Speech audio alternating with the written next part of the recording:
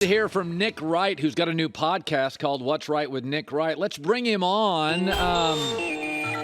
Can you wrap a bow on this on this present that has been the Lakers season? Wrap a bow on it if you could, only the way Nick Wright could. Well, it's the greatest failure in franchise history. It's one of the greatest failures in NBA history. StatMuse had a tweet. I trust them on it. They started doing championship preseason odds in Vegas in 1985. Since then, every single team that was either the favorite or the second favorite to win the title has made the playoffs. The Lakers will be the first not to. Now, the Nets, if they end up falling out, if they end up losing in the play-in, would be the other team to do it. But they haven't been a disaster. They've just been disappointing. And it's a failure at every level, from the front office to the head coach to the players. And to me, Colin, there's two major takeaways about the two players that matter for the Lakers, LeBron and Anthony Davis. May I give them both to you? Sure, please. I think I can. Sure, no problem. LeBron this year is going to finish averaging 38 and 6.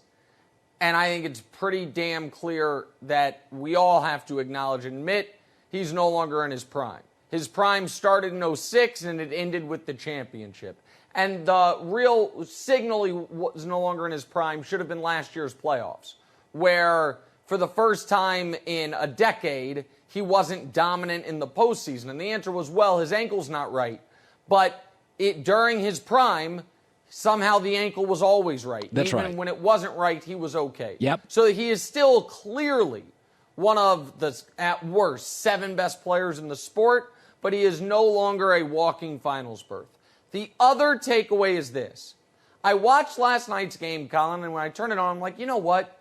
Maybe AD will just throw the Lakers on his back, put up a 40 and 20, and keep this awful season alive for another day. And I realized shortly into the game, Colin, that simply doesn't happen anymore. That's right. Anthony Davis scored more than 35 points in a game this year 0 times. That's not because of injury. His second to last year with New Orleans, he did it 17 times. Yeah. His first year with the Lakers, he did it 10 times, plus a couple in the postseason. AD did not have a single great, truly great game all year. He's 29 years old. Yeah. I've never seen something like it. Yeah. At 27 years old, he wins the title, was great that entire postseason, outplayed Jokic, had 34 and 32 in his first 2 career finals games. Since then, he's scored more than 35 in a game 4 times total. Yeah. I've never seen, and let me tell you one other thing, and I hate to put you on the spot like this, but I'm going to do it because I know you haven't looked it up. Give it a guess. What do you think AD shot from 3 this year? For context, Russ shot 29% from 3. Can you guess what AD's three-point percentage was? 27%. 18%, Colin. Wow. On almost 2 a game. And by the way, he doesn't want to... It was the worst in the league. Yeah. By a mile. Yeah. The worst in the league by a mile. He was 34% for 4 years in a row, basically. I don't know what's happened. I've never seen something like it. Well, I think we all think that athletes peak 27 to 32, but the truth is he peaked 2 years ago. His body's fallen apart. This often happens for bigs. Porzingis probably peaked at 22 years old. It sometimes happens. Greg Oden may have peaked his last year of college. Sometimes for bigs, they peak earlier. They fall apart sooner. Kareem Abdul-Jabbar, as we both watch Winning Time, is an absolute exception, lasting 20 years. Sure. I think AD peaked 2 or 3 years ago.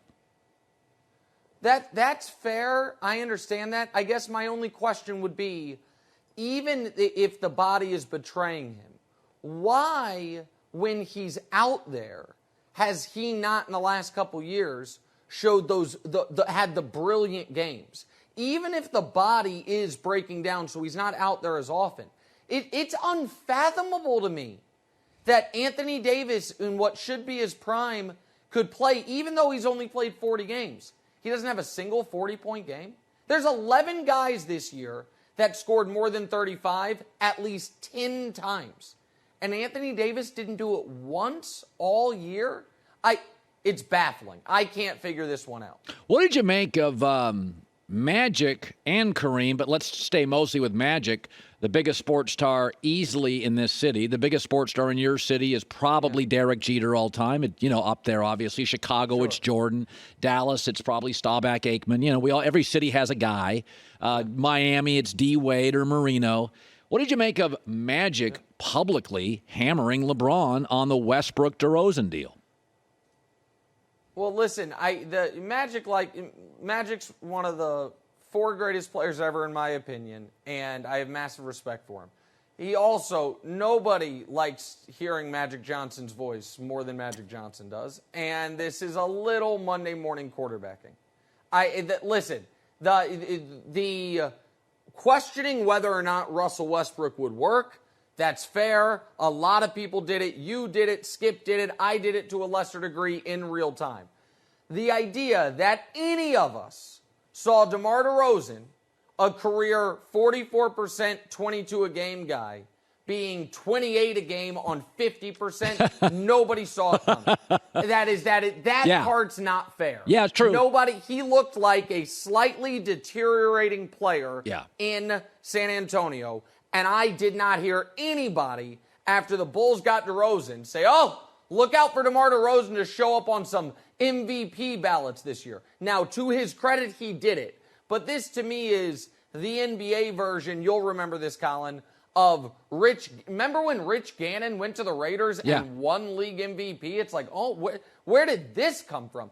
Like, DeMar DeRozan having this year at this point in his career, I didn't see coming. Yeah. Now, what anyone could have seen coming, and a lot of people did, and I foolishly still picked the Lakers to win the title, even though I had questions about it, was that Russ wasn't going to be a great fit.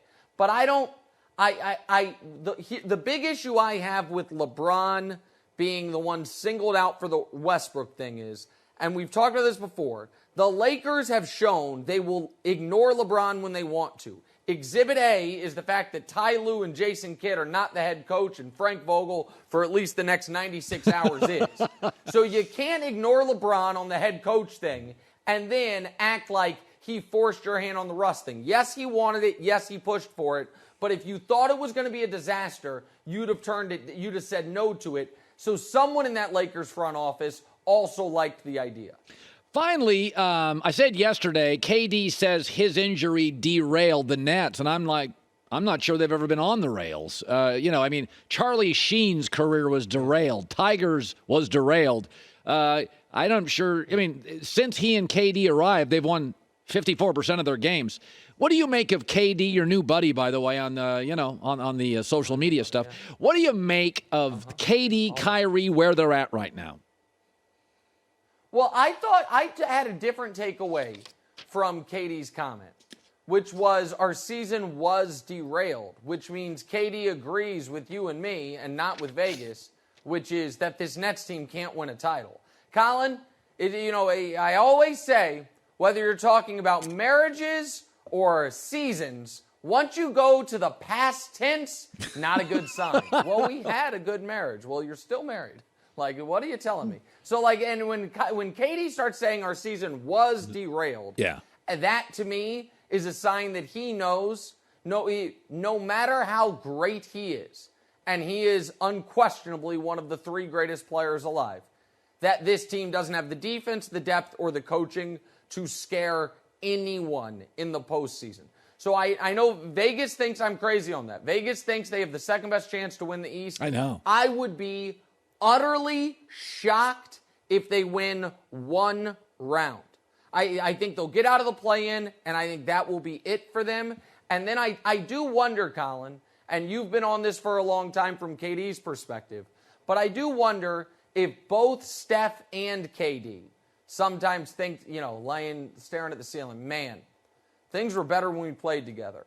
Because Steph, since they left, Steph missed the playoffs, then missed the playoffs again. By the way, Steph last year, scoring champ, missed the playoffs, still got first-team All-NBA. I wonder if LeBron's going to get that dispensation. But I digress. And then this year, we'll see what happens with the Warriors. Since KD left Steph, he, obviously missed a year with an injury, lost in round 2 last year, and this year they'll be lucky to get to round 2. And so, I do think that there's probably a little wistfulness maybe on both of their behalves. Good to see you, my friend. We don't have time for this. I don't know if you heard. Tyreek Hill left the Chiefs and Stephon Diggs re-signed with the Bills. I wish we had time to get into it, but it's a troubling sign. No, listen, Colin, you've taught me. Paying wide receivers $30 million a year, it's good business. I'm sure you love both those things. The Chiefs, just, frugal cap management, building for the long term, but you've always liked those flashy wide receivers. You've never called them the icing on the cake. So I'm sure you love paying all these guys $30 million a year. It'll never bite anybody. Talk to you later. Nick Wright. By the way, What's Right with Nick Wright, new podcast, Sun's on it. Great. See you, buddy. Hi, everybody. Thanks for watching. Subscribe here to get the latest from the show. Also, be sure to check out more of the best clips from The Herd or go watch a few segments from other shows on FS1.